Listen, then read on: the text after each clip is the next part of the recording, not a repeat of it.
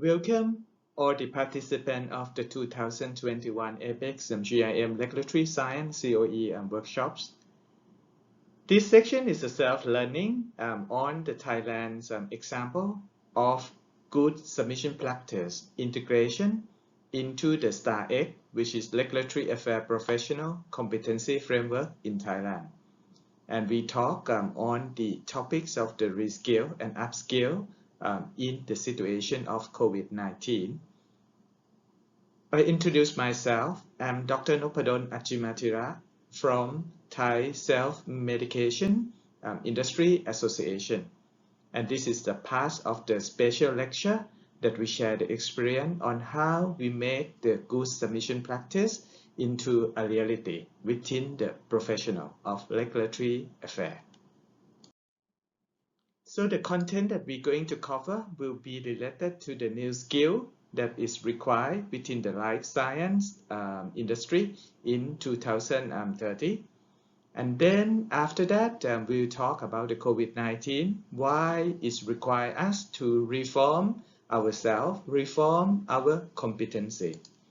And then we'll touch base on the Thailand regulatory competency framework, which we call shortly as STARx, and we explain on that, and how it's going to link with the good submission and practice. Going to the new skill of the 2030, for us to actually excel in the life science industry, we need to understand this change. It could be something related to the driver from economics. So you get into the way the people doing the learning, because right now the learning is very different. It's going to be digital, virtual, and then you are learning more about intangible skill, how you could be agile, how you could adapt into the situation. Just like this case, you get into the crisis. Technology driver is also the new skill that we need to learn. It could be the thing related to the technical enabled solution, the new therapeutic area, the new treatment, just like gene therapy, mobile health, that really coming, and we need to be ready for that. The society is also changing. You get much more of the need of the people with the aging, the way the people's changing the attitude, because right now you work from home. So there will be a lot of things that we need to adapt ourselves. We no longer the regulatory person that work in the office. We are mostly work from home. How we can adapt ourselves. And the last one, this one is on the market dynamic. The way that people spend on the healthcare is different. The way that people demand for the preventive medicine, demand for the precision medicine, the thing that is tailored to yourself, disrupting technology, R&D cost, business model. Because in the past, you will see that everything is very global sourcing, but with the COVID, you start to see that you cannot rely on one single source of the healthcare products. And this is the new skill that you need to cope with this trend.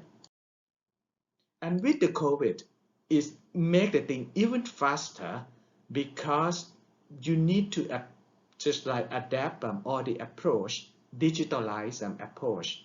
And then you need to get into the learning, learn everything.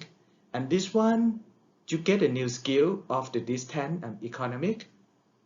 You also get the challenge in terms of the supply and the demand of the people, because you will get the people who are not familiar with the technology. Is not the right skill.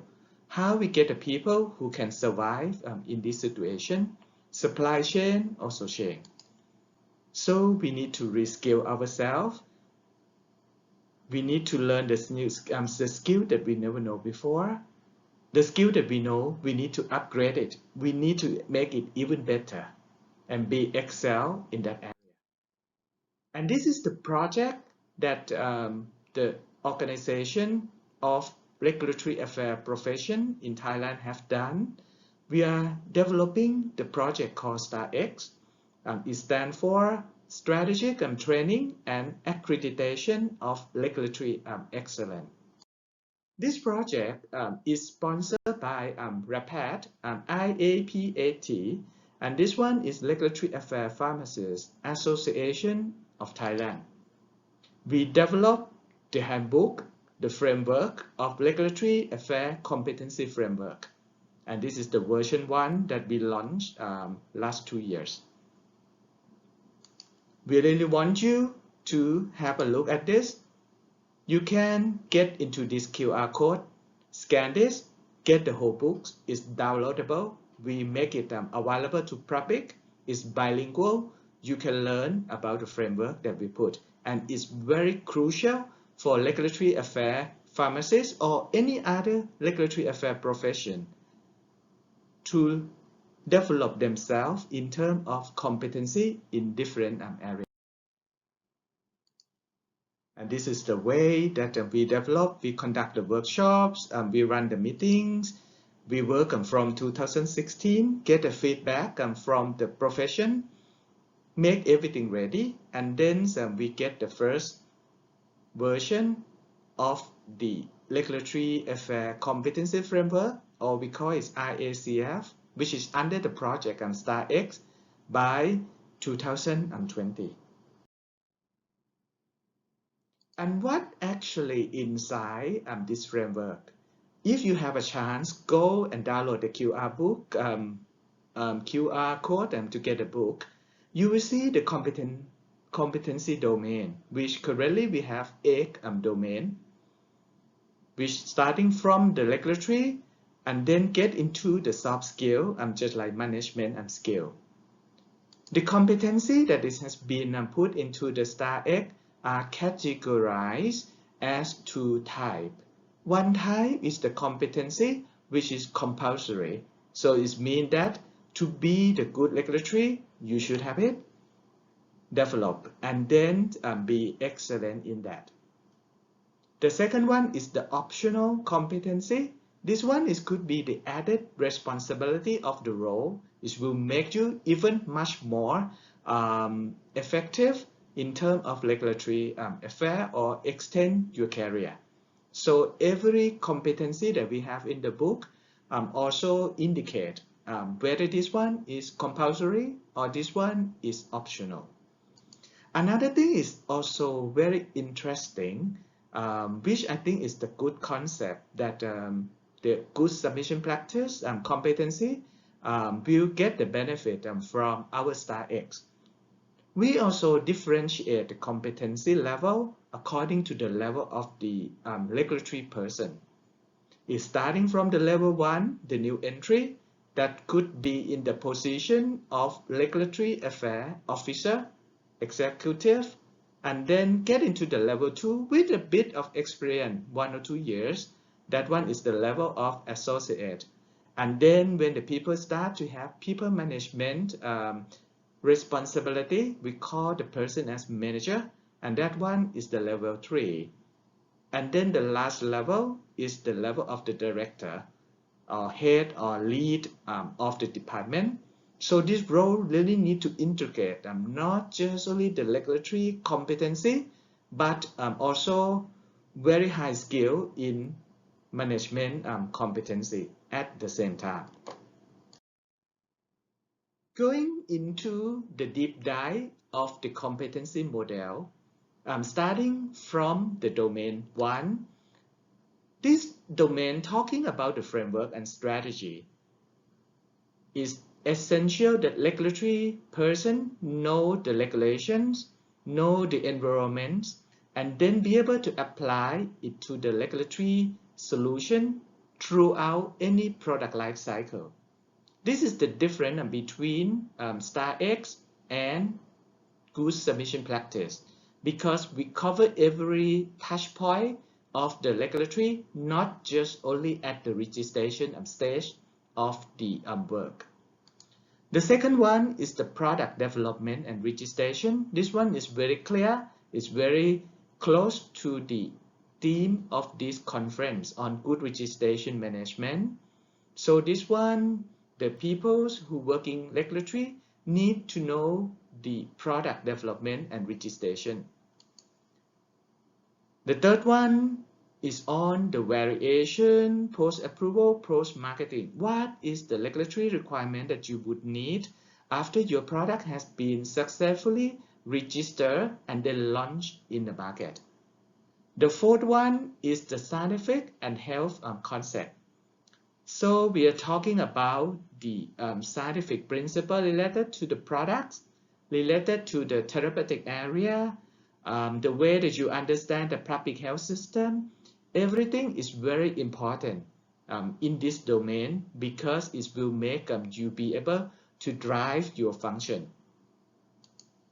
And then we go into the fifth one, which is on the management competency on ethics. Regulatory is very crucial. We need to make sure that we keep our integrity and ethic in everything that we do, because we're talking about the product quality, safety, and efficacy, and then its direct impact to the patient. Business acumen, we need to understand the business, because if the business cannot survive, we cannot provide the healthcare solution to the patient as well. Communication is very clear. This one, we need to be able to communicate very clearly and then get into the objective of the communication that we want, whether that one is inside or outside the organization. And the last one, this is the leadership. Is everything in every function. Everyone knows that leadership is very important. Get into the good submission and practice. According to the APEC guideline, there are 4 competencies that applicants need to have. The first one is the knowledge on the product, scientific knowledge. The second one is the knowledge on regulatory. The third one is on the hard and soft skill. And then the fourth one is the integrity and reliability. So with this, we try to map the good submission practice, because it's not a new thing when you consider that Thailand already have the example of the STARx with the 8 domain.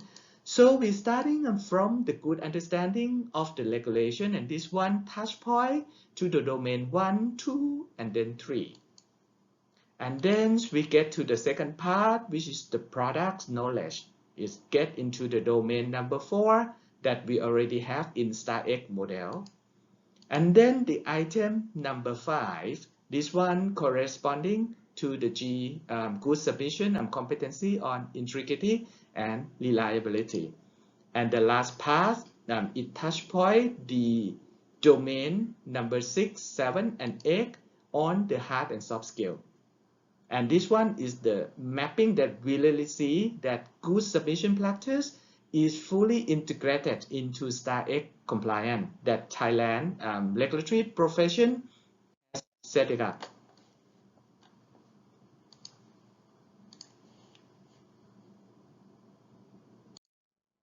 Example of this, you can get the real thing inside the book with download, but I just highlight this one. The first one that we're going to highlight, this one is on the product development and registration. This one is on the domain 2. We got the sub-competency 2.1, 2.2, 2.3, up to 2.7. The one that we're going to discuss is on the dossier preparation 2.3 and the regulatory review process, which is 2.4. With this, in regulatory STARx competency model, you can see that when we go into the 2.3, we have the differentiated per the level. We get the level 1, 2, 3, 4. I'm starting from the junior 1, level 1, to the senior 1 in the level 4. It's starting from expectation is different. Just like in the dossier preparation for the level 1, we would expect that you just be the assistant. But comparing to the level 4, you would need to be the one that approves the submission from the company point of view. Going to the next one, which is 2.4. This one is on the regulatory review, monitoring the progress. So the level 1 basically just track, maintain the log of communication. But when you get into the senior one, you start to get involved with the negotiation. The competency model that we're going to give as the example is the communication. This one is on the domain number 7. It's got the subdomain, which is 7.1, 7.2, and 7.3. We're going to touch on the 7.3, which is the project communication. Getting to this, the junior one doing the communication, but the level 4 doing communication also, but it's different. We communicate the regulatory position, comparing to the junior one that doing the regulatory requirement. With this, I would like to make the conclusion. COVID-19 is really bring the opportunity for us to reskill, upskill the regulatory competency. It's just speeding up the trend that you have seen already in the healthcare industry.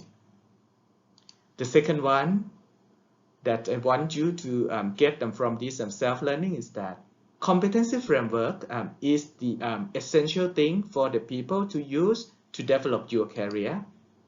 The framework, when you go down into that, if you have the framework that is detailed enough, is differentiated, you can decide the way that you're going to improve your skill, how you move from one level to another level.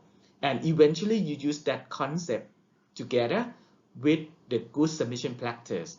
And then you can be excel and then get into the good result of registration management.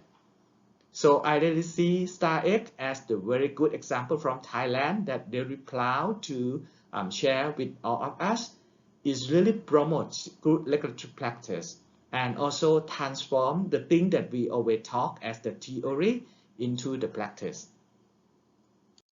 And finally, I hope that you enjoy this self-learning, and then have a look into our STARx example, apply it as you want into your role, and then make your career, make your registration management become the successful, effective activities. Thank you very much for your attention.